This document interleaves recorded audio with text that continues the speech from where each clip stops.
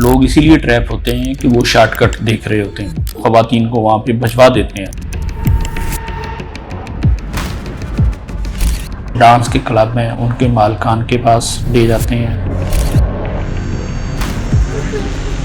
लड़कियाँ यहाँ से चली जाती हैं तो वो वहाँ का माहौल देख के बहुत सारी तो एक्सेप्ट कर लेती हैं कि ये काम हमने करना है। गैर इखलाकी जो है काम करवाया जाता है, तो वो खातून किस तरह से रिलीफ हासिल कर सकती है? सिस्टम से अपने आप को निकालना चाहती हैं, उनके लिए अपॉर्चुनिटीज तो हैं। वक्त के साथ साथ जो है एजेंट्स भी जो है ना वो अपना तरीका वारदात जो है वो चेंज कर रहे हैं। डॉक्टर्स, इंजीनियर्स, इवन के इस तरह के लोग भी बाज़ दफ़ा शिकार हो जाते हैं। डंकी क्या है? डंकी एक मुल्क से दूसरे मुल्क या दूसरे से तीसरे मुल्क भी की जाती है। लैंड रूट के जरिए से पाकिस्तान से जो ईरान में जाएगा वो भी डंकी है, ईरान से जो टर्की में जाएगा फिर डंकी होगी।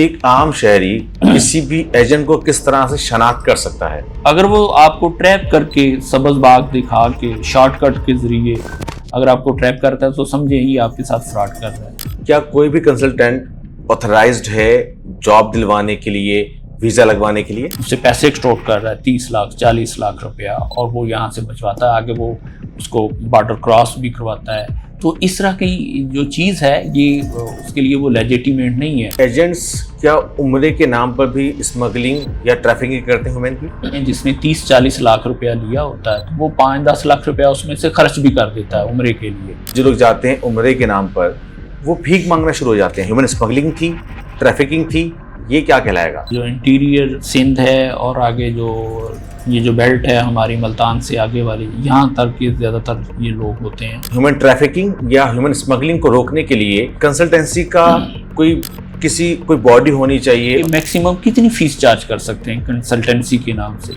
कम 3 साल सजा है और मैक्सिमम 14 साल सजा। कोई शहरी अगर किसी एजेंट के ट्रैप में आ जाता है, उसने रकम भी अदा कर दी है, तो शहरी किस तरह से रकम हासिल कर सकता है? बाज़ केसेस में तो हम 15 दिन में 20 दिन में रिजल्ट आ जाता है, बाज़ में ज़रा देर लग जाती है। उसमें माइग्रेशन ज़रूर करें, अडॉप्ट करें, लेकिन जो लीगल माइग्रेशन है, जो कानूनी तरीका है, उसी के ज़रिए बाहर जाएँ।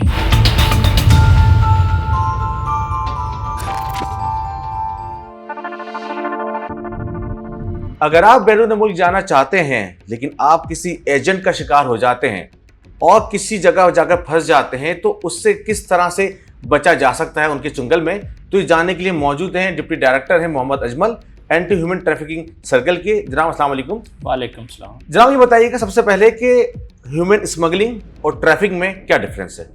इसमें बड़ा माइनर सा डिफरेंस है ह्यूमन स्मगलिंग और ह्यूमन ट्रैफिकिंग। ह्यूमन ट्रैफिकिंग में जो बंदा ट्रैफिक हो रहा होता है वो अंडर क्वेश्चन होता है, उसमें उसकी कंसेंट शामिल नहीं होती।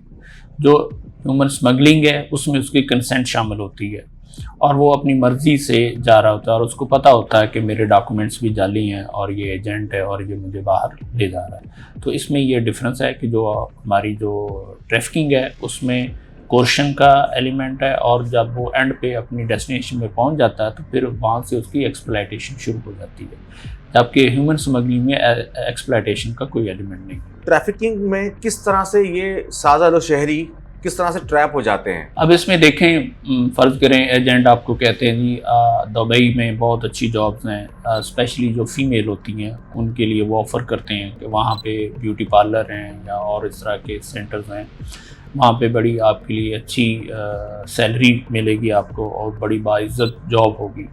तो इस तरह से वो ट्रैप कर लेते हैं और इनको ख़वातीन को वहाँ पे भिजवा देते हैं। लेकिन जब ये ख़वातीन वहाँ पे जाती हैं तो वहाँ पे उनके ट्रैवलिंग डॉक्यूमेंट जैसे कि पासपोर्ट है वो सारे वो अपने कब्ज़े में कर लेते हैं, हैंड ओवर कर लेते हैं और फिर अपनी मर्ज़ी से जो इल्लीगल जो हमारी इमोरल एक्टिविटीज़ हैं उनसे वो करवाते हैं। ह्यूमन ट्रैफिकिंग या स्मगलिंग में प्रोस्टिट्यूशन किस हद तक बढ़ चुकी है?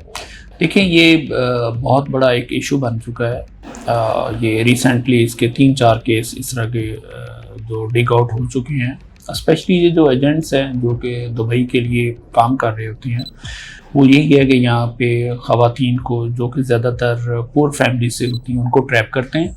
उनको कहते हैं कि आपको 1 रुपया भी खर्च नहीं करना पड़ेगा, उनके पासपोर्ट भी ये खुद बनवाते हैं उनका वीज़ा के लिए भी खुद अरेंज करते हैं और उनको बल्कि एडवांस देते हैं उनके पेरेंट्स को ना 1,00,000-2,00,000 रुपया कि आपको जो वहाँ जाके सैलरी मिलनी वो हम आपको यहीं पे एडवांस दे देते हैं। इस तरह से वो उन फैमिलीज़ को ट्रैप कर लेते हैं। इस ट्रैप करने के लिए उन्होंने बहुत सी आगे ख़वातीन भी उनकी सब एजेंट होती हैं जो कि फैमिलियों में जाके उनको कन्विंस करती हैं कि वहाँ आप यहाँ पे गुर्बत की ज़िंदगी गुजार रहे हैं, आप दुबई में चली जाएगी आपकी लड़की, वहाँ पे बस एक बहुत अच्छी जॉब है, पार्लर में काम करना है बस, और इस तरह की चीज़ें जो ऑफिस हैं वहाँ पे काम करना पड़ेगा, कोई इशू नहीं होगा, हमारी हर तरह से गारंटी है। इस तरह से वो ट्रैप हो जाती हैं। अब ये क्या करते हैं, यहाँ से उन ख़वातीन के पासपोर्ट भी बनवाते हैं, उनका वीज़ा भी लगवाते हैं और इनको वहाँ पे दुबई ले जाते हैं। जब वो लड़की वहाँ पे चली जाती है तो वो आपको पता है वहाँ पे ना तो उसकी कोई फैमिली होती है ना कुछ होता है, वो वहाँ पे बेयारो मददगार होती हैं। तो ये उनको जो मुख्तलिफ डांस के क्लब हैं उनके मालकान के पास ले जाते हैं या दूसरे जो बूथल हाउस हैं वहाँ पे उनको ले जाते हैं उनके साथ, और इनके डॉक्यूमेंट्स जो होते हैं उनके कब्ज़े में चले जाते हैं, ठीक है। और फिर आपको पता है वो उनसे फिर जितनी भी इमोरल एक्टिविटीज़ हैं, प्रोस्टिट्यूशन है, वो इनको इन्वॉल्व कर देते हैं। अब लड़कियां भी मजबूर होती हैं, ना तो वो वापस आ सकती हैं, उनके पास डॉक्यूमेंट्स ही नहीं होते, उनको डराते धमकाते हैं कि अगर आप ऐसे बाहर निकलेंगी आपके पास तो ना पासपोर्ट है ना वीज़ा है, पुलिस आपको पकड़ के ले जाएगी। इस तरह से वो इनकी एक्सप्लॉइटेशन करते हैं। कोई खातून अगर किसी झांसा देकर उसको वहाँ ले जाया जाता है किसी जॉब के लिए, लेकिन वहाँ पर उससे गैर इखलाकी जो है काम करवाया जाता है, यानी कि वो ट्रैप हो चुकी है, तो वो खातून किस तरह से रिलीफ हासिल कर सकती है, वो क्या तरीके अपनाए कि वो अपने मुल्क वापस आ सके? देखिए वहाँ पे पाकिस्तान एम्बेसी है, किस तरीके से वहाँ पे रजू करे या अपने पेरेंट्स से इनके ज़रिए से कोई कंप्लेंट करे FIA में, ताकि हम यहाँ पे उसकी कंप्लेंट लेने के बाद उस पर पूरी कार्रवाई करें। हमारा जो लिंक ऑफिस है, हमारा ऑफिसर जो है, हम उनसे रब्ता करेंगे। तो इस तरह से ये एफर्ट तो डेफिनेट हो। आपको लगता है कि जो नेटवर्क जितना मुनज़्ज़म है तो वहाँ से निकलना इतना आसान होगा? नहीं, बहुत सारे केस ऐसे भी होते हैं कि लड़कियां वहाँ से भाग के निकल के पुलिस को अपनी अरेस्ट दे देती हैं या एम्बेसी में चली जाती हैं किस तरीके से, तो फिर वहाँ से वो केस रिपोर्ट होती हैं, वो फिर पूरा केस बनता है इसमें। लेकिन इशू ये है ना कि जब लड़कियां यहाँ से चली जाती हैं तो वो वहाँ का माहौल देख के बहुत सारी तो उसको एक्सेप्ट कर लेती हैं, उसको एब्जॉर्ब कर लेती हैं, उन तमाम चीज़ों को एक्सेप्ट कर लेती हैं कि ये काम हमने करना है। तो जो उस सिस्टम से अपने आप को निकालना चाहती हैं उनके लिए अपॉर्चुनिटीज़ तो हैं, वो अपने पेरेंट्स के ज़रिए भी कंप्लेंट कर सकती हैं, वहाँ भी वो बाहर भी कंप्लेंट तो अपनी कर सकती हैं। अच्छा सर, ये बताइएगा कि एंटी ह्यूमन ट्रैफिकिंग सर्कल का बुनियादी मैंडेट है क्या? इस सर्कल का जो बुनियादी मैंडेट है उसको है इंसानी ह्यूमन स्मगलिंग और ट्रैफिकिंग को रोकना, और जितनी भी इलीगल जो माइग्रेशन है जो कि बेस्ड है हमारे फॉल्स डॉक्यूमेंट्स पे या जो इलीगल रूट्स के ज़रिए बॉर्डर के ज़रिए क्रॉस करके लोगों को ले जाया जाता है, उसको प्रिवेंट करना, रोकना है। कौन से ऐसे शहर हैं पाकिस्तान के जहां पर सबसे ज़्यादा इस तरह की शिकायतें मौसूल होती हैं? ये जो हमारा सेंट्रल पंजाब है उसमें ज़्यादातर जैसे डिस्ट्रिक्ट हैं, मंडी बहाउद्दीन है, गुजरात है, सियालकोट है, हाफिजाबाद है, ये इस तरह के जो सेंट्रल पंजाब के डिस्ट्रिक्ट हैं वहाँ से ये कंप्लेंट्स बहुत ज़्यादा हैं, क्योंकि वहाँ पे ये कल्चर बहुत ज़्यादा है। कुछ लोग जाने वाले होते हैं और कुछ ले जाने वाले होते हैं, तो वहाँ पे ये हब है ये ह्यूमन ट्रैफिकिंग और स्मगलिंग का। कितनी संगीन सूरत हाल है ह्यूमन ट्रैफिकिंग की और स्मगलिंग की? पहले तो बहुत ज़्यादा थी, लेकिन जब से ये 2 नए कवानीन बन गए हैं, tip trafficking in person act 2018 में बना है, और इसी तरह से पैजमा है, प्रिवेंशन और स्मगलिंग ऑफ माइग्रेंट एक्ट, ये भी 2018 का है। तो उसके बाद से ये काफ़ी हद तक ये जो मामला हैं ये कंट्रोल हो गए, ये इश्यूज बहुत सारे कंट्रोल हो गए। सर बताइएगा कि ह्यूमन स्मगलिंग और ट्रैफिकिंग, इसके नेटवर्क किस तरह से काम करते हैं और कितने ऑर्गेनाइज्ड होते हैं? इसमें देखें, इसमें मल्टीफेरियस इसमें जो है वो नेटवर्क्स होते हैं। अब इसमें सबसे पहले तो आप ले लें जैसे कि कंसल्टेंट हैं, वो कंसल्टेंसी की आड़ में बैठे होते हैं। बेसिकली वो काम पीछे आपको ऑफ़र, जब आप उनके पास जाते हैं तो वो आपको ऑफ़र कर रहे होते हैं, जी हम आपको यूरोप का वर्क परमिट दिलवा देंगे, आपको अमेरिका का वर्क परमिट दिलवा देंगे, और जितने अच्छे अच्छे कंट्रीज़ हैं वहाँ का आपको वर्क परमिट दिलवा देंगे। उसके लिए वो बाकायदा डील करते हैं, पैसे लेते हैं, और फिर वो रिक्रूट करने के बाद उनकी जाली बाज़ाफ़त वो जाली डॉक्यूमेंटेशन के ज़रिए उनका वीज़ा अप्लाई करते हैं, ठीक है। तो इस तरह से उनको ये पूरा एक नेटवर्क काम कर रहा होता है। एक तो मॉडस ऑपरेंडी ये है कि लोग कंसल्टेंसी की आड़ में बैठे काम वो दूसरा लोगों को स्मगल करने का कर रहे होते हैं। बाज़ कंसल्टेंट उनको कहते हैं कि हम आपको स्टूडेंट वीज़े पे यहाँ से बैरून मुल्क भिजवाएंगे, लेकिन वहाँ पे आपको जॉब भी दिलवा देंगे, उनको श्योरिटी वगैरह देते हैं, उनके साथ कॉन्ट्रैक्ट करते हैं, ठीक है। तो इस तरह के वो सब्ज़ बाग दिखाने के बाद उनको बाहर वो स्मगल करते हैं। दूसरा जो नेटवर्क है ये जो हमारे सेंट्रल पंजाब से है, जो कि एजेंट्स हैं, बड़ा कन्वेंशनल ये जो नेटवर्क है वो चला रहे हैं, अभी तक चला रहे हैं। अब उसमें यह है कि लोगों को रिक्रूट करते हैं। पहले तो वो पैदल रास्ता था ना, डंकी वाला, जैसे यहाँ से ईरान से टर्की, फिर आगे बॉर्डर क्रॉस करते थे। अब उन एजेंटों ने जब इससे ये बॉर्डर फेंस हो गया, इस पर फेंस लग गई हमारे पे, अब वो क्या करते हैं, वो एजेंट यहाँ से लोगों को विजिट वीज़ा पे पाकिस्तान से बाहर निकालने की कोशिश करते हैं। जैसे उम्रे का वीज़ा है, दुबई का विजिट वीज़ा है, और दूसरे कंट्रीज़ हैं, जैसे अफ्रीका के कंट्रीज़ हैं, जैसे मोरक्को है, दूसरे कंट्रीज़ हैं। तो वो वहाँ तक तो विजिट वीज़ा पे उनको ले जाते हैं और फिर वहाँ से उनकी आगे अटैम्प्ट करवाते हैं बोट के ज़रिए। आगे यूरोप के कंट्रीज़ हैं जैसे स्पेन है, इटली है, वो फिर बोट्स के ज़रिए वहाँ पे उनको एंट्री दिलवाते हैं। तो इस तरह से अब थोड़ा सा मेथड इन्होंने चेंज किया है, क्योंकि जब से ये लैंड रूट बंद हो गया है तो अब वो यहाँ से तो लीगल तरीके से उनको पाकिस्तान से तो एग्ज़िट करवाते हैं विजिट वीज़ा पे, लेकिन फिर उनको वहाँ पे ले जाके वहाँ से फिर आगे वो डंकी के ज़रिए आगे वो क्रॉस कराते हैं। तो इस तरह से वक्त के साथ साथ जो है एजेंट्स भी जो है ना वो अपना तरीका वारदात जो है वो चेंज कर रहे हैं, ठीक है। इसी तरह से लास्ट ईयर 2 सालों में एक कंबोडिया का बड़ा क्राइसिस आपने स्कैम देखा होगा, वो भी यहाँ से चाइनीज़ कंपनी या दूसरे जितने भी हैं इंस्टाग्राम या फेसबुक पे वो इंटरेक्शन में आते हैं। जो हमारी यंग जनरेशन है, पढ़ी लिखी है, लिटरेट है, कंप्यूटर को जानती है, उनको वो ट्रैप करते हैं कि आपके लिए यहाँ पे मलेशिया में, थाईलैंड में बहुत अच्छी जो है आईटी की बहुत अच्छी जॉब्स हैं। तो वो सारा उनको ट्रैप करने के बाद उनका वीज़ा भी वो खुद ही अरेंज करते हैं और खुद ही टिकट करते हैं और वो व्हाट्सअप या इंस्टाग्राम के ज़रिए उनको भेज देते हैं और यहाँ से जो कैंडिडेट्स हैं वो चले जाते हैं। लेकिन वहाँ पे जाकर जब ऑन ग्राउंड रियलिटी वो पता चलता है कि वो तो जिस एजेंट ने उनको वहाँ पे मंगवाया होता है वो आगे मुख्तलिफ जो स्कैमिंग कंपनीज़ हैं उनको वो आगे सेल आउट कर देते हैं $8,000 में, $10,000 में। अब जब वो वहाँ पे बच्चे पहुँच जाते हैं तो वो उनसे वो बाय फोर्स जो है वो उनको स्कैमिंग में इन्वॉल्व करते हैं और जो बच्चा इनकार करता है फिर वो उसमें तशद्दुद भी करते हैं, जिस्मानी तशद्दुद करते हैं, करंट लगाते हैं, ठीक है। और फिर वो मजबूरन जो बच्चे फिर वहाँ से काम छोड़ के वापस आना चाहते हैं वो फिर अपने घर से पैसे मंगवाते हैं, वो भी बिनांस के ज़रिए। अब बिनांस के ज़रिए उनको ट्रैक करना मुश्किल होता है कि किस अकाउंट में पैसे गए हैं, किस तरह से। तो इस तरह से ये एजेंट्स जो हैं ये मुख्तलिफ मॉडस ऑपरेंडी जो है वो चेंज करते रहते हैं, क्योंकि जैसे जैसे आपको पता है मीडिया, डिजिटल मीडिया आपको पता है जैसे जैसे डेवलप करता जा रहा है, तो इस तरह से ये जो इलीगल माइग्रेशन की जो तरीके हैं वो भी इस तरह से मॉडर्नाइज होते जा रहे हैं। आपके सर्कल ने 1 साल के दौरान कितने लोगों को गिरफ्तार किया है, कितनों को सज़ा हुई है और कितनी रेड्स आपने की हैं? 1 साल के दौरान जो है इस सर्कल में तकरीबन जो 2000 के करीब इंक्वायरीज हमने फाइनलाइज की हैं और इसी तरह से 500 के करीब जो केस रजिस्टर किए हैं जो कि ह्यूमन स्मगलर्स और ह्यूमन ट्रैफिकर्स के अगेंस्ट थे।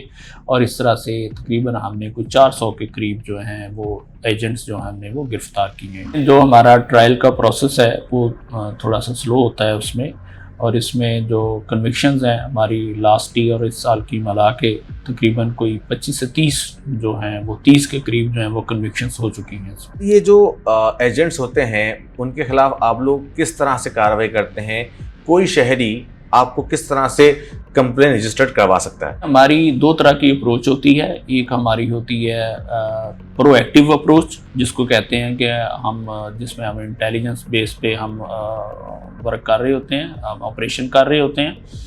और दूसरी होती है कि जब हमारे पास कोई कंप्लेंट आ जाती है किसी चीज़ की तो फिर हम उस पर एक्शन लेते हैं, जिसके मुताबिक हम एप्लीकेशन लेने के बाद इंक्वायरी करते हैं, फिर FIR रजिस्टर करते हैं।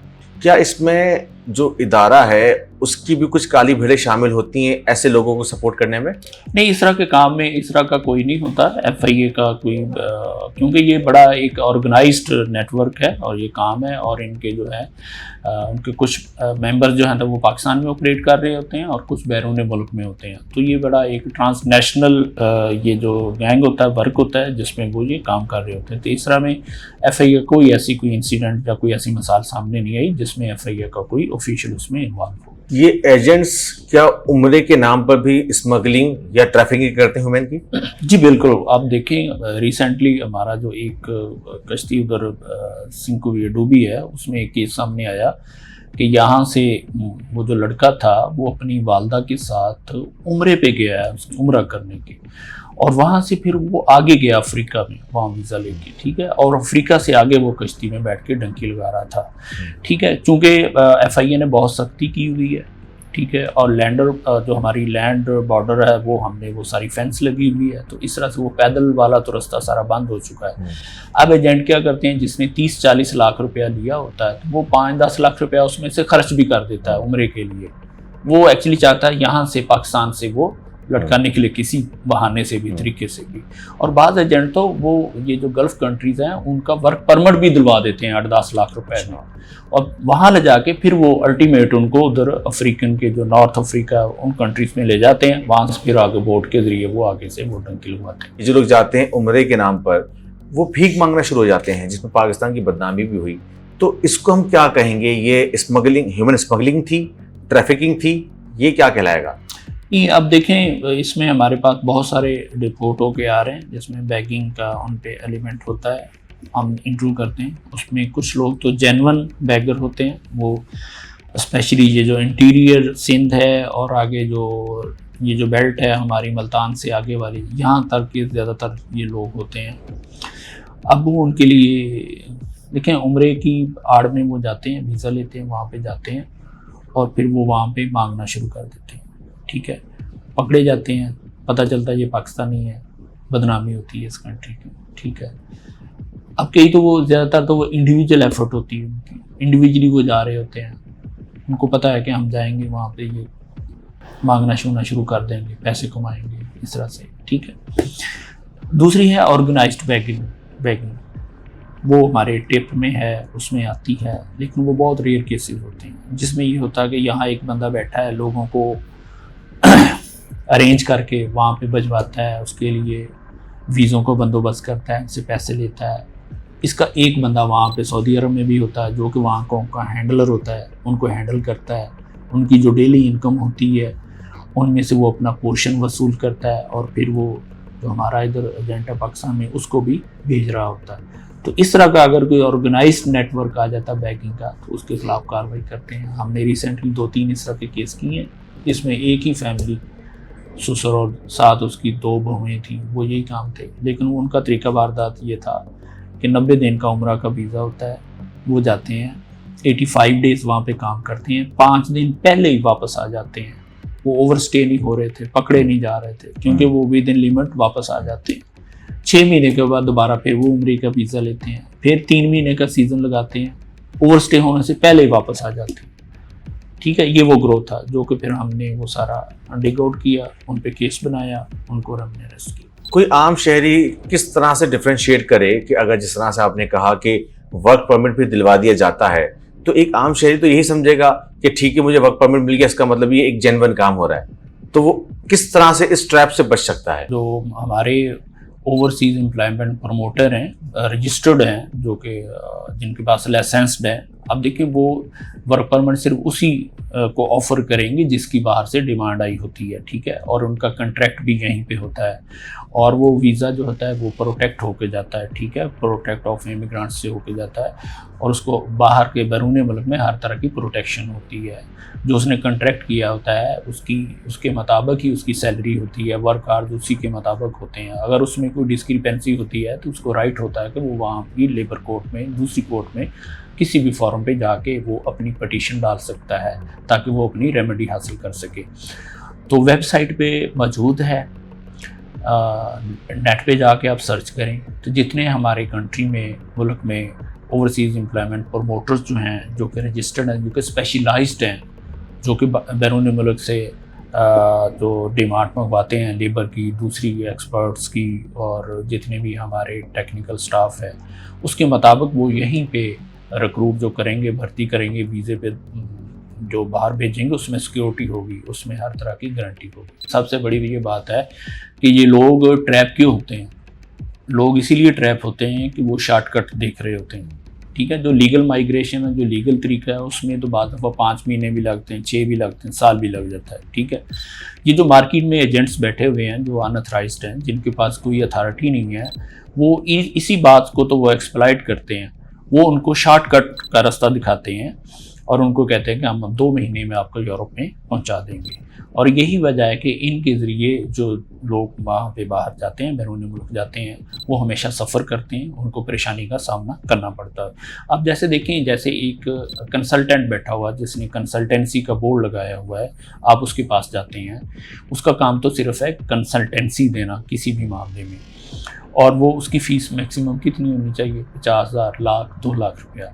लेकिन वो फेस पे तो कंसल्टेंसी होती है, लेकिन उसके बैक एंड पे जो वो काम कर रहे होते हैं वो सारा इलीगल काम कर रहे होते हैं। उनको एम्प्लॉयमेंट का झांसा दे रहे होते हैं और उनसे कोई 20 लाख, 30 लाख, 40 लाख की डील कर रहे होते हैं, और वो पूरा पैकेज उनके साथ डील करते हैं। और फिर ज़ाहिर है जो इस तरह के जो कंसल्टेंट हैं, वो बाज़ दफ़ा तो उनको कहते हैं कि हम आपको स्टूडेंट वीज़े पे बाहर भिजवाएंगे, एंट्री करवाएंगे आपकी, और ज़ाहिर है वो जाने वाला जो वो इतना लिटरेट नहीं होता, पढ़ा लिखा नहीं होता, तो वो फिर उनके जो डॉक्यूमेंट्स हैं, एकेडमिक डॉक्यूमेंट्स हैं, वो जाली बनाते हैं। जैसे मैट्रिक की सर्टिफिकेट है, फिर इंटरमीडिएट का, ग्रेजुएशन का, उनके खुद ही वो जाली डॉक्यूमेंट्स लगा के उसको वीज़ा अप्लाई करवा के स्टूडेंट वीज़े पे भिजवाते हैं। लेकिन अल्टीमेट उनकी कमिटमेंट होती है कि हम आपको वहाँ पे मुलाजमत दिलवाएंगे, ना कि वहाँ पे आपको एजुकेशन के लिए आपकी इनरोलमेंट है, ठीक है।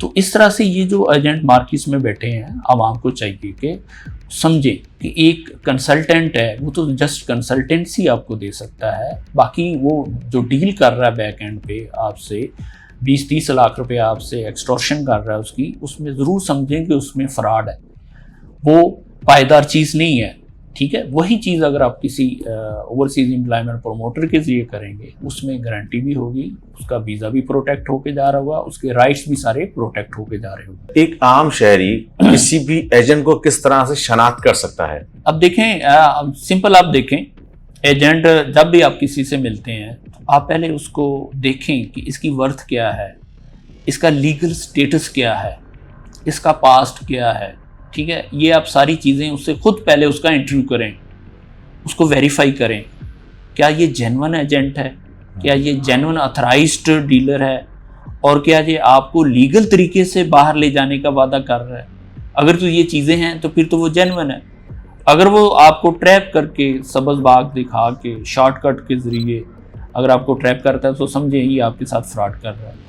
अगर वो जो भी वो काम करेगा, वो उसमें आपको परेशानी होगी, उसमें आपका पैसा भी ज़ाया होगा, उसमें आपको खुद भी सफ़र करना पड़ेगा। एजेंट्स जो होते हैं जाली वीज़ा या डॉक्यूमेंट्स बनवा लेते हैं, तो जाली दस्तावेज़ा बनवाने में क्या इदारे की काली भेड़ें भी शामिल होती हैं?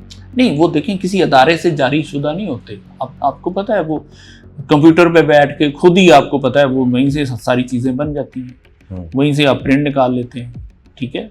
वो तो हो अगर किसी अदारे से बना है तो फिर तो वो अदारे का जारी करता होगा ना, फिर तो वो जाली नहीं है। ये तो अदारे से जारी नहीं हुए होते, जैसे मैट्रिक की सनद है, इंटरमीडिएट की है, या और कोई सर्टिफिकेट उसने साथ लगाया है ताकि वो आगे जिस कोर्स में आगे जा रहा है उसके लिए एलिजिबल हो सके। तो इस तरह से ये डॉक्यूमेंट जो वो खुद ही बनाए होते हैं, इसमें किसी अदारा कोई शामिल नहीं होता उसमें।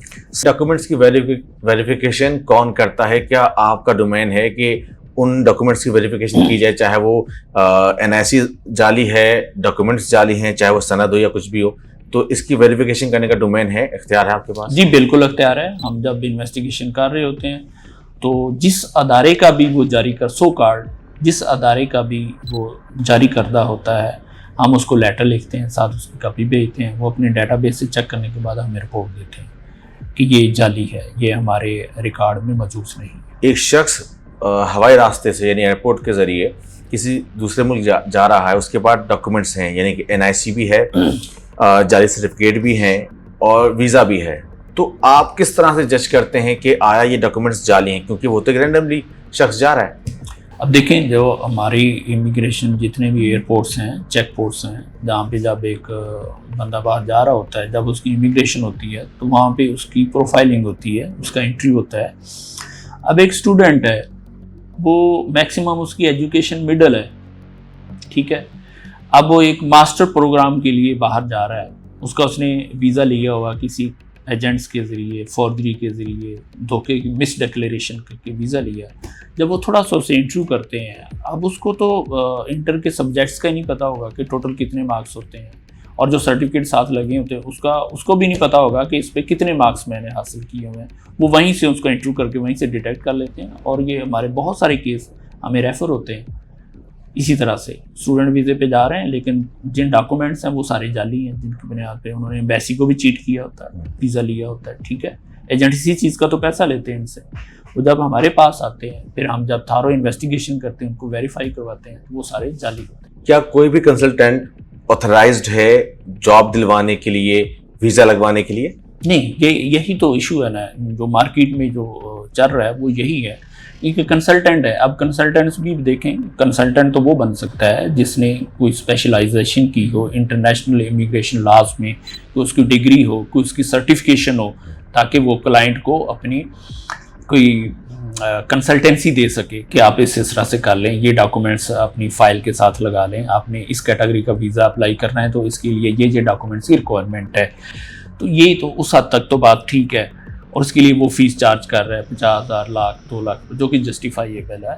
लेकिन जो एक बंदा कंसल्टेंसी की आड़ में आपको ट्रैप करता है, एंगेज करता है, उसके बाद आपको बैक एंड पे ले जाता है कि आपको हम वर्क परमिट दिलवाएंगे, हमारे पास एक बहुत अच्छा काम है, उससे पैसे एक्सटॉर्ट कर रहा है 30 लाख 40 लाख रुपया, और वो यहाँ से बचवाता है, आगे वो उसको बॉर्डर क्रॉस भी करवाता है।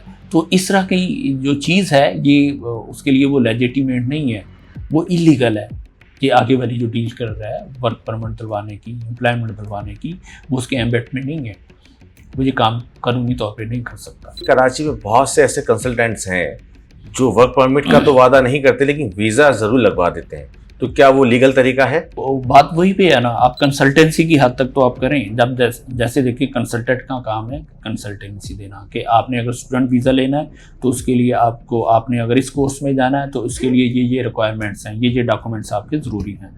लेकिन जब वो खुद इन्वॉल्व हो जाता है, अगर उसके पास एजुकेशन नहीं है जिस कोर्स में वो उसको एडमिशन दिलवाना चाह रहा है, तो वो क्या करता है, उसके डॉक्यूमेंट्स खुद जाली बना के साथ लगा देता है फाइल को, उसकी वो चार्जेस करता है। जैसे अगर उसने कंसल्टेंसी फीस 2 लाख लेनी है, वो उससे 10-12 लाख रुपया देगा। जब उसकी बेस पे फॉर डॉक्यूमेंट्स की बेस पे वो वीज़ा अप्लाई कराएगा, उसको वीज़ा मिल जाएगा, तो वो कहेगा मैं जस्टिफाइड हूँ, मैंने अपना काम किया, जो कि इलीगल है। उसमें अल्टीमेट जाके सफ़र उसी को करना पड़ता है जो कि बाहर जा रहा होता है। अगर कोई कंसल्टेंट इस तरह की बात करता है, यानी वीज़ा दिलाने की श्योरिटी दिलवाता है, तो क्या FIA ह्यूमन ट्रैफिकिंग सर्कल इसके खिलाफ कार्रवाई करता है? जी बिल्कुल, हमने रिसेंटली नॉर्थ नाज़िमाबाद कराची में जो एक रेड किया, वो फेस पे तो वो कंसल्टेंट था, एक कंसल्टेंसी की आड़ में बैठे हुए थे, लेकिन वो पीछे बैक एंड पे वो के लोगों से इन राइटिंग एग्रीमेंट कर रहे थे कि हम आपको इटली का वर्क परमिट दिलवाएंगे, कतर का वर्क परमिट दिलवाएंगे, और यूरोपियन कंट्री के मुख्तलिफ हैं।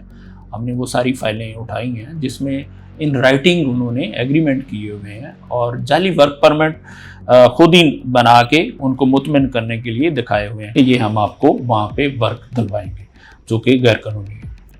कोई वर्किंग क्लाइंट या रैंडम क्लाइंट जो है किसी कंसल्टेंट के पास जाता है कंसल्टेंसी के लिए, तो कंसल्टेंट किस तरह से उनको ट्रैप करते हैं कि वो उनको ह्यूमन ट्रैफिकिंग या फिर वीज़ा की तरफ माइल करते हैं, या फिर ह्यूमन स्मगलिंग की तरफ माइल करते हैं? मेन इशू है कि जो भी क्लाइंट जाएगा, उसका प्राइम मकसद तो ये होता है कि उसने किसी भी फॉरेन कंट्री में जाके वर्क करना है, एम्प्लॉयमेंट लेनी है वहाँ पे, उसका बेसिक आइडिया तो ये होता है। अब ये जब किसी भी कंसल्टेंट के पास जाते हैं तो वो कहते हैं कि हमारे पास बहुत अच्छे से पैकेजेस हैं, ठीक है। फेस पे तो वो कहते हैं कि हम आपको कंसल्टेंसी दे रहे हैं, आपको अप्लाई करने में आपकी पूरी मदद कर रहे हैं वहाँ तक जाने में, ठीक है। लेकिन वो सारी चीज़ें जो है इलीगल जो चीज़ें हैं वो कर रहे होते हैं, उसके साथ डील भी कर रहे होते हैं, वर्क परमिट भी का भी एग्रीमेंट कर रहे होते हैं, हालांकि वो अथराइज नहीं है इस चीज़ को। किसी को वर्क परमिट दिलवाने की अथराइज सिर्फ ओवरसीज एम्प्लॉयमेंट प्रमोटर है जो कि लाइसेंस याफ्ता रजिस्टर्ड है, ठीक है। इस तरह वो उनको ट्रैप तो करते हैं, और जो इनोसेंट लोग होते हैं उनका मकसद भी यही होता है कि हमने तो बाहर जाना, हमने कि लेट्स सपोज वहाँ पे कुछ किसी यूनिवर्सिटी में पढ़ने के लिए तो जाना नहीं है, हमारा असल मकसद तो है वहाँ पे जाके हमने काम करना है। इसी चीज़ को वो एक्सप्लॉइट करते हैं। और दूसरा ये है कि ये जो कंसल्टेंट होते हैं ये बड़ा उनको शॉर्टकट टाइम देते हैं कि आपको मैक्सिमम 2 महीने में 45 दिन में आपको हम बैरून मुल्क वहाँ पे पहुँचा देंगे, इसलिए वो इजीली ट्रैप भी हो जाते हैं और फिर आगे जाके वो उनसे मुख्तलिफ डीलें करते हैं। अगर एक कंट्री का फ़र्ज़ करें वो फेल हो जाते हैं, नाकाम हो जाते हैं, तो उसको अल्टरनेट एक प्लान दे देते हैं कि हमारे पास ये भी एक बहुत अच्छा सा प्लान है, तो आप इस पे हम वर्क कर लेते हैं आपके लिए। तो इस तरह से जो भी क्लाइंट उनके पास चला जाता है वो उसको छोड़ते नहीं है, एंगेज रखते हैं अनटिल अनलेस वो जब तक वो बिल्कुल खाली नहीं होता, उसकी पॉकेट खाली नहीं हो जाती। अच्छा, कि क्या शहरी इस वजह से कंसल्टेंट या फिर जो इस तरह का निज़ाम चलाते हैं उनके झांसे में आते हैं, क्योंकि जो वीज़ा हासिल करने का जो प्रोसीजर है वो बहुत ज़्यादा कॉम्प्लिकेटेड है? वीज़ा का प्रोसेस कॉम्प्लिकेटेड नहीं है। वीज़ा का आप किसी भी एम्बेसी वेबसाइट पे जाएं, वहाँ पे वो सारी डिटेल होती है कि आप हर कैटेगरी के वीज़े के लिए रिक्वायरमेंट्स लिखी होती हैं। इसी तरह जैसे आपने अगर जेन्युइन किसी यूनिवर्सिटी में एडमिशन लेना है तो आप उसकी वेबसाइट पे जाएंगे, आपको उसके पोर्टल पे सारी रिक्वायरमेंट्स आ जाएंगी, वीज़े के लिए रिक्वायरमेंट्स आपको आ जाती हैं। और बहुत सारे स्टूडेंट्स जो हैं वो खुद ही अप्लाई करते हैं और वो कामयाब भी होते हैं। वो एक्चुअली जेन्युइन स्टूडेंट्स होते हैं, उन्होंने वहाँ पर स्टडी के लिए जाना होता है। ये वो स्टूडेंट्स होते हैं, लोग होते हैं जो कि स्टूडेंट्स की आड़ में वहाँ पे जाके काम करना चाहते हैं, जो कि कंसल्टेंट्स के हाथों में वो फिर ट्रैप होते हैं और फिर वो कंसल्टेंट जो है वो कंसल्टेंसी की आड़ में इनसे भारी अमाउंट जो है वो एक्सटॉर्ट करते हैं। और इस तरह से फिर अल्टीमेट जब ये लोग वहाँ पे चले भी जाते हैं, फ़र्ज़ करें ये वहाँ पे चला जाता है, वीज़ा तो इनके पास स्टूडेंट होता है, फिर ये वहाँ पे इलीगल हो जाते हैं। और अगर ये वहाँ पे काम करते हुए पकड़े जाते हैं तो वो अनअथराइज काम कर रहे होते हैं, क्योंकि वीज़ा तो उनके पास स्टूडेंट होता है, या फिर ये बड़े छुप छुपा के काम कर रहे होते हैं। जब भी पकड़े जाते हैं तो वो फिर बदनामी हमारे कंट्री की होती है, पाकिस्तान की होती है कि ये एक पाकिस्तानी है जो कि अनअथराइज या इलीगल यहाँ पे वर्क कर रहा है। तो इस तरह से ये इशू बनते हैं। तो अगर यही काम अगर वो ओवरसीज एम्प्लॉयमेंट प्रमोटर या एक पढ़ा लिखा जो स्टूडेंट है वो अगर जेन्युइनली वहाँ पे जाना चाहता है तो वो उसकी पोर्टल पे जाए, यूनिवर्सिटी की पोर्टल में सर्च करे नेट पे जाके, वहीं से वो सारी चीज़ें निकल आती हैं। वो सारी चीज़ें अपनी पूरी करे, एम्बेसी में अपनी जमा करवाए फाइल, उसके बाद उसका वो वीज़ा लग जाए। कराची में कितने कंसल्टेंट्स ऑथराइज्ड हैं और किस इदारे के मातहत ये रजिस्टर्ड होते हैं? कंसल्टेंट तो देखें इसके लिए तो कोई रेगुलेटरी बॉडी नहीं है, ये जस्ट उसमें मैक्सिमम अपने आप को रजिस्टर कराते हैं, FBI में रजिस्टर कराते हैं NTN लेने के लिए, या कुछ कंपनीज जो बनी हुई हैं वो SCCP में रजिस्टर्ड है। बाकायदा वर्क परमिट के लिए या वीज़ा ऑफ़र के लिए इनके पास कोई अथॉरिटी नहीं होती, ठीक है। और यही वजह है कि इसी लूपहोल को वो फ़ायदा उठाते हैं। हमें कहते हैं कि जी हम तो जस्ट कंसल्टेंसी दे रहे थे, ठीक है, कंसल्टेंसी देना तो कोई जुर्म नहीं है, लेकिन कंसल्टेंसी की आड़ में बैक एंड पे जो काम कर रहे होते हैं, वीज़ा परमिट ऑफ़र कर रहे होते हैं, वीज़े के लिए एम्प्लॉयमेंट के ऑफ़र कर रहे होते हैं, दैट इज़ टोटली इलीगल।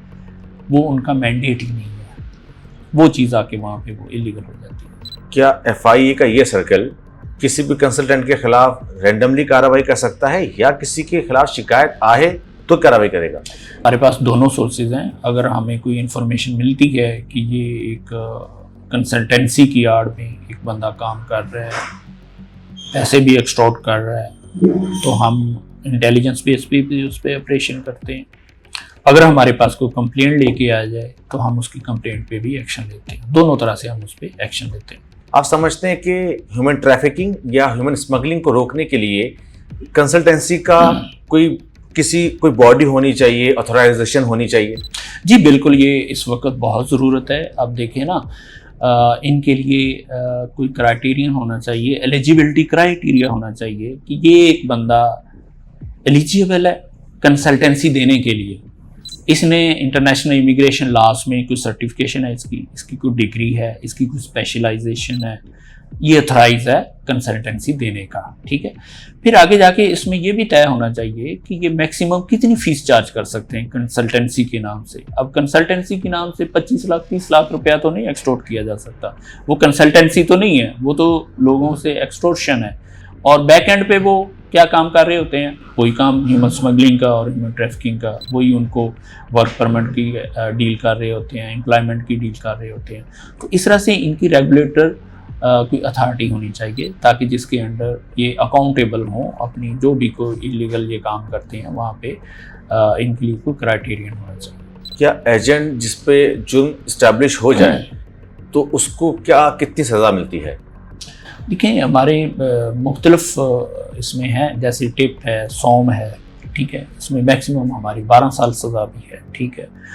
और इमिग्रेशन ऑर्डिनेंस में तो 14 साल भी सज़ा है जो कि जाली डॉक्यूमेंट्स बनाता है। तो इस तरह से सज़ाएं जो है, पनिशमेंट है, वो बहुत सवीर हैं हमारे इस कानून में।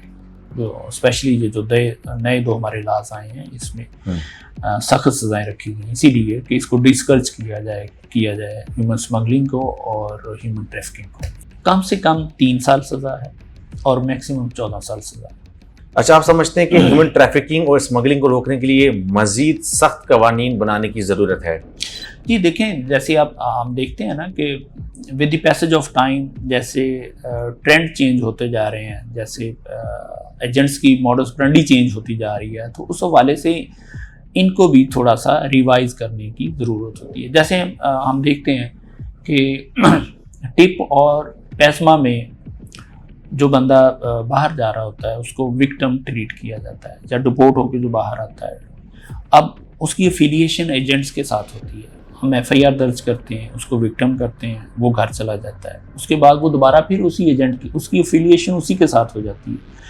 जब कोर्ट में ट्रायल होता है उसको बुलाया जाता है कि आके विटनेस दो, तो वो विटनेस गवाही देने के लिए नहीं आता। वहीं पे आके हमें फिर बहुत सारी उसमें मुश्किलात पेश आती हैं, क्योंकि आपको पता है ट्रायल सारा ही आपका कंप्लेनेंट की बेस पे होता है। हमारी जुडिशरी जो होती है उसमें ये सज़ा जज़ा उसी पे, अगर कंप्लेनेंट स्टैंड कर रहा है, गवाही दे रहा है, तो फिर आगे चलती हैं चीज़ें, वरना वहीं पे वो क्लैप्स हो जाती है। एजेंट्स को सज़ा दिलवाने में क्या सिर्फ विटनेस मुश्किलात का वजह बनती है या कोई और भी रीजंस होते हैं? नहीं, ज़्यादातर तो यही इश्यूज होते हैं हमारे ये। तो दूसरी जो हमें प्रॉब्लम्स आ रही होती हैं वो ये होती हैं कि आजकल आपको पता है फेसबुक है इंटरेक्शन का ज़रिया। आजकल तो फिज़िकल एजेंट्स अपने क्लाइंट से मिलते ही नहीं हैं, ठीक है, वो इंस्टाग्राम पे, फेसबुक पे, इस तरह से उनका इंटरेक्शन होता है, ठीक है, उन्हीं के ज़रिए वो सारी बातचीत भी चल रही होती है, ठीक है। अब वो बाद में जाके जब कहीं केस कोई इंटरसेप्ट होता है तो वो सारी जितनी भी चैट होती है वो डिलीट करवा देते हैं एजेंट, ठीक है, जो विक्टिम होता है उसके मोबाइल से भी डिलीट करवा देते हैं। जो फेसबुक को आईडी उसने बनाई होती है वो पता नहीं किस नाम से बनाई होती है, जैसे बंदा एक बार इटली में बैठ के ऑपरेट कर रहा है, तो फिर उन तक उसकी प्रॉपर आइडेंटिफिकेशन, उसको ग्रिल करना, उसको इसमें लाना, ये बहुत सारी मुश्किलात हैं, जिसकी वजह से वो बाज़ दफ़ा जो है वो केस उसमें प्रॉपर एविडेंस नहीं होती, तो इसी बुनियाद पे फिर जो है वो कोर्ट उसमें लीनियंट हो जाती है। अगर कोई शहरी जो विक्टिम हो वो आपको सपोर्ट यानी FIO को सपोर्ट करना चाहता है एजेंट की गिरफ्तारी में या फिर सज़ा दिलवाने में, तो वो विक्टिम कौन से शवाहिद इकट्ठे करे और क्या किस तरीके से शवाहिद वो इकट्ठे करे ताकि आप लोगों को आसानी हो? देखें, 2-3 मेन चीज़ें होती हैं। जो उसका लिंक बना है, ज़ाहिर है जब से उसका लिंक उससे डेवलप हुआ रिलेशन, तो वो व्हाट्सएप के ज़रिए उसके राब्ते में आ जाता है, चैट होती है, वो डॉक्यूमेंट्स उसको भेज रहा होता है, एजेंट उसको भेज रहा होता है चीज़ें, ठीक है, वो टिकट की कापी, वीज़े की कापी, जहाँ बाहर से वो जो चीज़ भी आ रही होती है या अपनी तरफ से वो चीज़ें उसको एक्सचेंज कर रहा था, उसको चाहिए कि उसको सेफ रखे, ठीक है, स्क्रीनशॉट्स ले, हाँ, स्क्रीनशॉट लेके अपने अलहदा से उसको सेफ रखे। और जो ट्रांजैक्शन वो कर रहा है, हमेशा पैसे जो हैं किसी अकाउंट में देने चाहिए, ठीक है, एजेंट ने जो अकाउंट दिया उसी में दो, ताकि ट्रांजैक्शन का भी प्रूफ हो, ज़बानी कलामी पैसे नहीं देने चाहिए, तो और अपने मोबाइल को सेफ रखे। ये 2-3 चीज़ें हैं, ये बेसिक चीज़ें हैं, अगर ये कनेक्ट हो जाएं, प्रूफ हो जाएं, तो उसको डेफिनेट सज़ा होती है उसको ट्रायल एजेंट को। कोई शहरी अगर किसी एजेंट के ट्रैप में आ जाता है, उसने रकम भी अदा कर दी है, तो शहरी किस तरह से रकम हासिल कर सकता है, उसका तरीक़ेकार क्या है, वो किसको जाके कंप्लेन करे ताकि उसकी रकम वापस हो जाए? देखें, ये हमारे हर प्रोविंस में तकरीबन हर डिवीज़न लेवल पे हमारे ऑफिस हैं। कहीं भी कंप्लेन कर दे, हमारा ऑनलाइन पोर्टल है DGFA हेडक्वार्टर का, वहाँ पे ऑनलाइन कंप्लेन कर दे अपनी।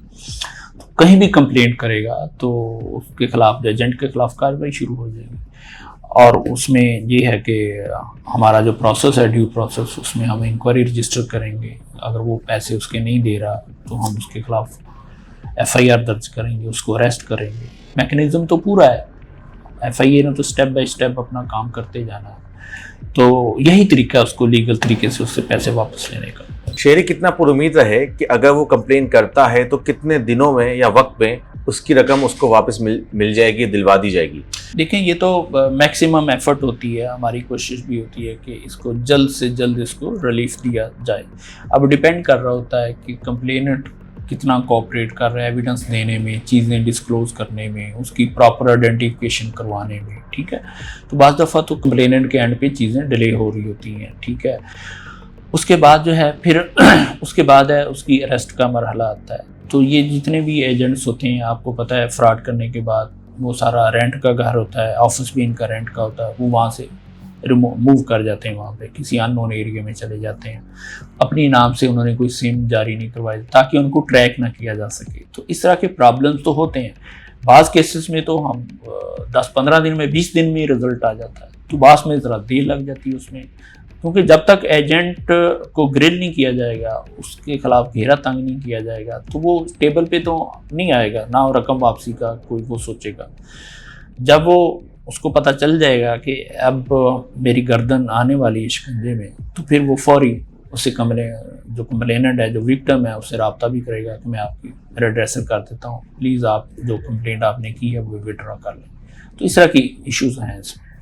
बाज़ों का देखा जाता है कि जो विक्टिम है वो डरता है कि अगर मैंने FIA को कंप्लेन की तो उल्टा मेरे ही खिलाफ कार्रवाई होगी। तो इस मामले पर आवाम को या शहरियों को कितना आप यकीन दिलाएंगे कि वो आएँ और बिला झिझक कंप्लेन करें? ये गलत नोशन है कि एक कंप्लेनेंट है आएगा तो, क्योंकि हमारे लिए तो सबसे अजीज़ कंप्लेनेंट होता है जो अग्रीव्ड है। हाँ, ठीक है ना, और हमारा दारा जो काम ही उसी लिए कर रहा है, जो अग्रीव्ड लोग हैं। ठीक है, ये गलत बात है कि उल्टा उसके खिलाफ कोई कार्रवाई शुरू हो जाएगी। उनको कॉन्फिडेंस से आना चाहिए। ठीक है, क्योंकि वो आएंगे, कंप्लेन करेंगे तो आगे सारा प्रोसेस स्टार्ट होगा, उसके खिलाफ एविडेंस उसके खिलाफ आएगी, उसके खिलाफ फिर ही कार्रवाई होगी। ये जो आप बात कर रहे हैं ना, कंप्लेनेंट डरते हैं, ये वो कंप्लेन नहीं थे, ये वो कंप्लेनेंट होते हैं। मैं आपको समझाता हूँ, जो सब एजेंट होते हैं। फर्ज करें किसी ने, सब एजेंट ने 10 लोगों से पैसे लेके आगे किसी मेन एजेंट को दिए होते हैं। ठीक है, अब जब वो सब एजेंट जो होता है वो हमारे पास बड़ी चालाकी से वो 10 लोगों के बिहाफ पे कंप्लेंट फाइल कर देता है कि सर मैंने इस बंदे को इतने पैसे दिए थे फलां मुल्क के कंट्री के वीज़े के लिए, मेरी रिकवरी करवाई जाए। ठीक है, जब इंक्वायरी में हम जिन बंदों ने जाना होता है उनको हम बुलाते हैं, उनका वर्शन रिकॉर्ड करते हैं, पता चलता है ये तो खुद एजेंट है। उसके खिलाफ फिर हमें FIR देते हैं हम उसके खिलाफ। वो तो खुद पूरी जब थ्रैश होती है तो वो तो खुद एजेंट होता है, वो तो अपनी स्किन सेव करने के लिए जो है वो खुद कंप्लेनेंट बन जाता है। ठीक है, तो इस सूरत में कोई केस होता है जिसमें कंप्लेनेंट पे FIR आ जाती है, तो वो एक नोशन जाता है कि कंप्लेनेंट जो है वो मुल्ज़म बन गया। वो बिल्कुल जेन्युइन मेरिट पे मुल्ज़म बना होता है, बेसिकली उसने 10 लोगों को चीट किया होता है। ये जो एजेंट्स का शिकार होते हैं, क्या पढ़े लिखे लोग भी एजेंट्स का शिकार हो रहे हैं? जी बिल्कुल, उसमें बहुत सारे हैं, इसमें डॉक्टर्स, इंजीनियर्स, इवन के इस तरह के लोग भी बाज़ दफ़ा शिकार हो जाते हैं। वो उनको ट्रैप करते हैं, जी हम आपकी परमानेंट इमिग्रेशन वहाँ की दिलवा देते हैं आपको, फलां कंट्री की, अमेरिका की, कनाडा की। ठीक है, तो फिर वो उनसे पैसे लेते हैं, डील करते हैं, डॉक्यूमेंटेशन, बाज़ दफ़ा तो जाली डॉक्यूमेंट्स भी उनके बनवा के करते हैं, और टेल एंड पे जाके बल्कि उनसे एक एफिडेविट ले देते हैं कि हम जितनी भी आपसे फ़ीस लेंगे दैट इज़ नॉन रिफंडेबल, आप इसका क्लेम नहीं कर सकते। तो वो उस प्रोसेस के दरमियान मुख्तलिफ हीलो बहानों से आपके लिए ये एक डॉक्यूमेंट्स बनाना है, इसके लिए 2 लाख रुपया दे दें, आपके लिए रिसर्च पेपर बनवाना है 2 लाख इसके लिए दे लें, आपका ये एक डॉक्यूमेंट है ये भी हम बनाएंगे। तो इस तरह से करते करते वो उनसे 15-20 लाख रुपया ना वो उससे एक्सटोर्ट कर लेते हैं। इसी बाद में जब पता चलता है केस फ्लॉप हो गया है, तो वो कहते हैं, उन्होंने लिखवाया उनसे पहले होता, अंडरटेकिंग ली होती है कि हम क्लेम नहीं करेंगे रिफंड की। तो इस तरह से ये काम चलता है। अच्छा, आपने कहा कि जो कंसल्टेंट्स हैं उनको अथॉरिटी नहीं होती वीज़ा दिलवाने की, लेकिन हम देखते हैं कि आमतौर पर उम्रा या फिर हज के वो वीज़ा दिलवा रहे होते हैं, तो वो किस कैपेसिटी में दिलवा रहे होते हैं? देखें, हज और उम्रा का जो वीज़ा है ये टूरिज़्म जो हमारा डिपार्टमेंट है, जो हज उम्रा ऑपरेटर्स हैं वो बाकायदा लाइसेंस याफ्ता हैं, जिनके पास अथॉरिटी है, वो उनको अथराइज हैं उम्रा वीज़ा दिलवाने के भी, हज के लिए भी। ठीक है, ये जो इलीगल बैठे हुए हैं सारे, ये खुद नहीं कर रहे होते, ये ट्रैप करते हैं, अपना कमीशन रखते हैं, काम फिर वही उन्हीं से करवा रहे होते हैं जो अथराइज्ड हैं उम्रे का वीज़ा दिलवाने के, हज करवाने के जो अथराइज हैं। वो सिर्फ अपना दरमियान में कमीशन रखते हैं, क्लाइंट अपने उनको ट्रैप करते हैं। फ़र्ज़ करें उम्रे का वीज़ा फ़र्ज़ करें आगे से 3 लाख का लिया है, तो वो क्लाइंट से 4 लाख रुपया लेंगे। खुद तो वो वीज़े के अथराइज ही नहीं, ना कहीं वो अप्लाई कर सकते हैं, ना उनको वीज़ा किसी को लेके दे सकते हैं। तो इस तरह से मार्केट में ये कमीशन का काम है ना, ये भी बहुत है। ठीक है, उनके पास कोई अथॉरिटी नहीं होती। वो क्या करते हैं, क्लाइंट से पैसे लेते हैं, 4 लाख लिया, 3 लाख आगे दे लिए, 1 लाख अपनी पॉकेट में कर लिया। तो इस तरह के ये लोग होते हैं। ट्रैवल एजेंट और कंसल्टेंट में क्या डिफरेंस है? देखिए, ट्रैवल एजेंट जो होता है वो अगर उसके पास टूरिज्म का भी लाइसेंस है तो वो विजिट वीज़ा दिलवा सकता है कंट्री का, 3 महीने का शॉर्ट जो वीज़ा होता है उसके लिए अप्लाई करके तो किसी कैंडिडेट को वो दिलवा सकता है और वो उसकी टिकट जारी कर सकता है। अब कंसल्टेंसी के जो कंसल्टेंट होता है उसके पास तो कोई मार्जिन ही नहीं है इस चीज़ का कि वो किसी को टिकट बना सके या किसी को वो वीज़ा, किसी के लिए वीज़ा अप्लाई कर सके। ठीक है, कंसल्टेंसी तो जस्ट एक बड़ा माइनर सा स्कोप है कि किसी को बस मशवरा देना है कि अगर आपने भाई यूरोप में जाना है, इस कंट्री में जाना है या इस यूनिवर्सिटी में जाना है, तो स्टूडेंट वीज़े के लिए आपको ये डॉक्यूमेंट्स रिक्वायर्ड है, आप ये बना के अपनी फाइल जमा करा दें, बस दैट्स ऑल। ये उसका मैंडेट है, यही उसका काम है। क्या कराची में जितने भी ट्रैवल एजेंट्स बैठे हैं क्या वो सारे ऑथराइज्ड हैं या इसमें जाली भी बैठे हुए हैं? जी, उसमें बहुत सारे लोग हैं। आपने देखा होगा FIA फर्दन वक्तन फ़ौक्तन इनके खिलाफ कार्रवाई भी करती है जब हमें इंफॉर्मेशन मिलती है कि एक unauthorised travel agent so called अपना बोर्ड लगा के जो लोगों को वीज़े दिलवाने का डील कर रहा है, पासपोर्ट ले रहा है उनसे, तो हम FIA उस पर काम करती है, इंटेलिजेंस बेस्ड ऑपरेशन करती है, उनको अरेस्ट करते हैं, केस बनाते हैं, फिर अदालत में इनको चलाते हैं। एक आम शहरी किस तरह से जज करे कि आया ये जो ट्रैवल एजेंट है ये जेन्युइन है और ये जाली है? देखिए, आप हमारा जो department of tourism and development है उसकी वेबसाइट पे जाएं, आपको वहाँ पे पूरी अथराइज की लिस्ट मिल जाएगी। आपको चेक करें, आप जिस ट्रैवल एजेंट के पास जा रहे हैं उसको आप वहाँ से चेक कर सकते हैं कि ये अथराइज है, लाइसेंस याफ्ता है, क्या इसका लाइसेंस एक्सपायर हो गया या नहीं हो गया, वैलिड है, उसमें सारी डिटेल होती है, तो वो वहाँ से उसको चेक कर सकते हैं। अभी तक आपने इतने ऐसे कितने ट्रैवल एजेंट गिरफ्तार किए जो कि ऑथराइज नहीं थे? 25 से 30 तो जब से मैं आया हूँ 1 साल हो गया, उसमें हमने ये सारे गैंग बस्ट किए हैं जो कि अनऑथराइज थे, जिनके पास कोई लाइसेंस नहीं था, वो हमने सारे अरेस्ट किए। सही, डंकी क्या है और क्या डंकी एक मुल्क से दूसरे मुल्क या दूसरे से तीसरे मुल्क भी की जाती है? जी, डंकी अब आसान लफ्ज़ों में ये समझ लें, डंकी में ये होता है कि ये पुरानी टर्म है, जब ये हमारा कन्वेंशनल लैंड रूट चल रहा था, जैसे पाकिस्तान से ईरान का बॉर्डर क्रॉस किया, फिर ईरान से टर्की, टर्की से फिर आगे वो बॉर्डर ही क्रॉस कराते थे, तो उसको डंकी कहते हैं। और डंकी एक्चुअली वहाँ भी है, टर्की से आगे जो बॉर्डर क्रॉस करते थे, जो उनको लीड कर रहा होता था उनको डंकर कहते हैं, तो वहीं से ये टर्म बनी है डंकी, यानी कि लड़कों ने पैदल रास्ते से बॉर्डर क्रॉस करके जो है वो दूसरे कंट्री में शामिल होना, तो वो डंकर से डंकी बनी है, यानी आपने इलीगल वे से लैंड रूट के ज़रिए से बॉर्डर क्रॉस करके दूसरे कंट्री में। अब देखें, पाकिस्तान से जो ईरान में जाएगा वो भी डंकी है, ईरान से जो टर्की में जाएगा फिर डंकी होगी, और फिर टर्की से जो आगे वो एंटर होंगे फिर डंकी होगी, यानी इस तरह से कंटिन्यूस वो चीज़ें आगे चलती रहती हैं। ये डंकी है, उसमें सक्सेसिव चल रही है। डंकी हवाई रास्ते से तो नहीं हो सकती। देखें, हवाई रास्ते से अब जब भी सफ़र करेंगे तो आपको वीज़ा लेना पड़ेगा, पासपोर्ट होगा उसके लिए। हमेशा ये समंदर के रास्ते या लैंड रूट के ज़रिए जो है बॉर्डर क्रॉस करवाया जाता है। जैसे रिसेंट से अब ये ट्रेंड चल पड़ा है और एक ही मेथड है, वो लीबिया से बहुत ज़्यादा डंकी लग रही है, और जो कंट्रीज़ है, मोरक्को है, इस तरह के जो कंट्रीज़ हैं, जो नॉर्थ अफ्रीका की कंट्रीज़ हैं, आगे आपको पता है मेडिटेरियन सी है एक छोटा सा, उसी को क्रॉस करें तो आगे यूरोप शुरू हो जाता है।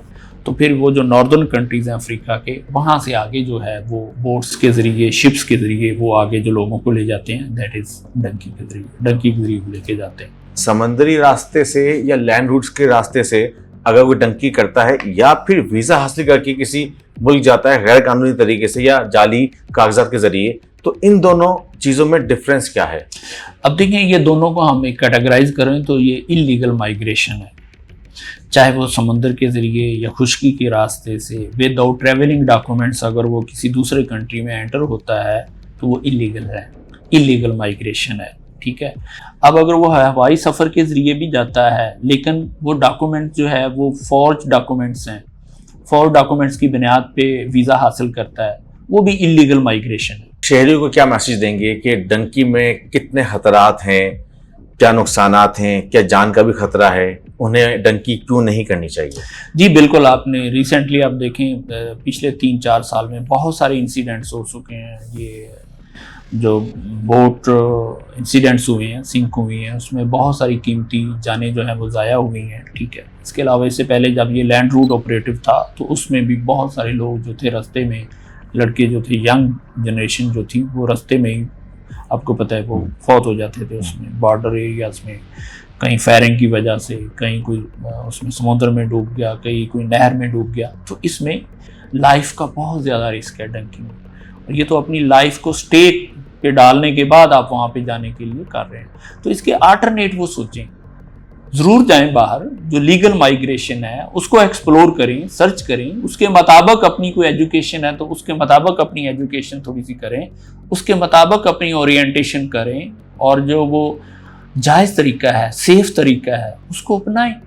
बहुत सारी अपॉर्चुनिटीज़ हैं जो कि आप जो सेफ़ तरीके से, बड़े सिक्योर होकर भी आप वहाँ पे बाइज़्ज़त तरीके से जा सकते हैं। जो स्मगलिंग है, ह्यूमन स्मगलिंग या ट्रैफिकिंग, उसमें जो जाम पेशा अफराद हैं, जो एजेंट्स हैं, वो तो हैं ही, लेकिन जो निगरानी का काम जिन इदारों का है उनकी भी नेग्लिजेंस है, जिसकी वजह से परवान चढ़ता चला जा रहा है। नहीं, अब देखें, जैसे ये देखें, जो माइग्रेशन है ये आज से, ये तो सदियों से चल रही है, और जब से ये आपको देखें मॉडर्न एज आया, उसमें हमने देखा है जब से ये इंडस्ट्रियल रेवोल्यूशन आया है यूरोप में स्पेशली तौर पे, तो उस वक्त से ही, अदरवाइज पहले तो यूरोप को जाना पसंद ही नहीं करता था, ना किसी की कोई ख्वाहिश होती थी, ठीक है।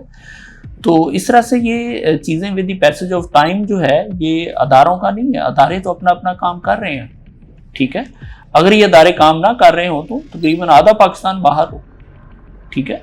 ये सारा कंट्रोल किया हुआ है चीज़ों को, लेकिन इसके बावजूद थोड़ी बहुत जो हो रही है उस पर भी चेक है। वो भी आपको पता है, जैसे मैंने बताया है कि वो भी बड़ी चीट करके, वो भी बड़ी, जैसे यहाँ से कोई लोग इंटेंशन दिखाते हैं जी हम तो उम्रा करने के लिए जा रहे हैं, अब नीयतों को कौन जानता है।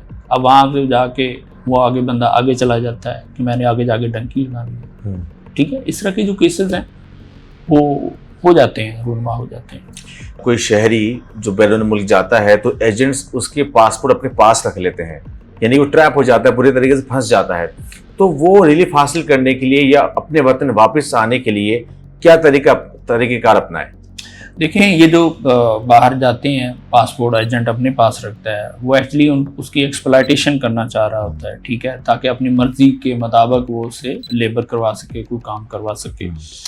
तो उसका तरीका यही है कि वही मैंने जो पहले बताया कि FIA के लिंक ऑफिस हैं जहाँ हमारी एम्बेसी है, वहाँ पे जाके एप्लीकेशन दे। अगर तो वो उस कंट्री का कोई एजेंट है तो वो हमारी जो वहाँ पे एम्बेसी है, जो काउंसलर्स हैं, वो वहाँ की जितनी भी लॉ इन्फोर्समेंट एजेंसी है उनसे रब्ता करेंगे, उनकी मदद से वो उनसे रिकवर करने की कोशिश करेंगे।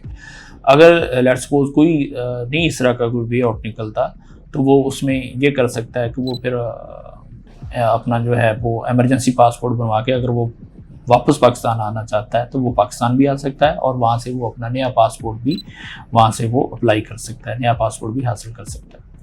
एक शख्स से ये कितने पैसे जनरेट करते हैं स्मगलिंग के लिए? अब देखें, ये मुख्तलिफ इसमें केसेस हैं। ये बंदे से 1 लाख रुपए से लेकर 30 लाख 35 लाख तक रुपया भी वो उनसे एक्सटॉर्ट कर लेते हैं, ठीक है।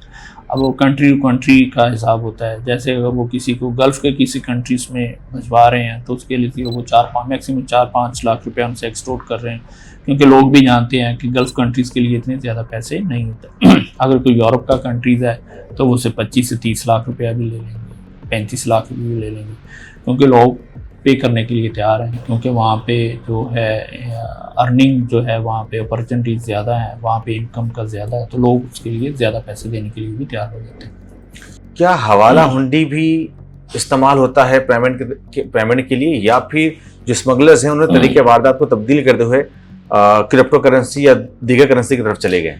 अब देखें, अब इसमें जब से ये बिनांस और क्रिप्टो करेंसी आ गई है, अब जैसे ये जो हमारा कंबोडिया वाला स्कैम है, इसमें सारी पेमेंट जितनी भी हैं वो सारी बिनांस के जरिए, क्रिप्टो करेंसी के जरिए हैं। अब उनको ट्रैक करने में प्रॉब्लम हमें आती है। ठीक है, इस तरह से देखें, जो भी है एक एजेंट है, फ़र्ज़ करें बाहर है, वो यूनान में बैठा ऑपरेट कर रहा है, उसका साथी इधर बैठा है। ठीक है, तो अब उसने उसका जो पोर्शन है उसने अगर बाहर भेजना है तो वो जो हमारा लीगल चैनल है, बैंकिंग चैनल, उसके ज़रिए तो नहीं भेजेगा, वो तो उसको जो हमारा दूसरा इलीगल चैनल है हवाला हुंडी, उसी के ज़रिए उसको पेमेंट भिजवाएगा ना।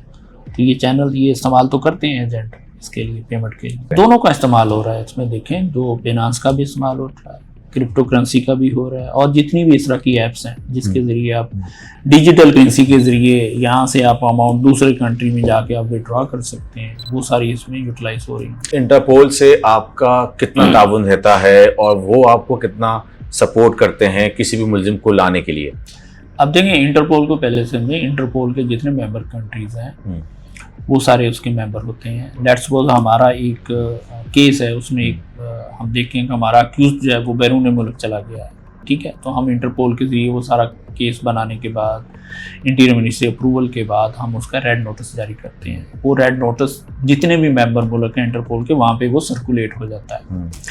तो कंसर्न मुल्क में वो जब जाता है हमारा वो रेड नोटिस सर्कुलेट होता है, तो अगर वो बंदा वहाँ पे ट्रेस हो जाता है तो वहाँ की फिर वो गवर्नमेंट, हमारी गवर्नमेंट को इतला करती है कि ये बंदा हमने ट्रेस कर लिया है।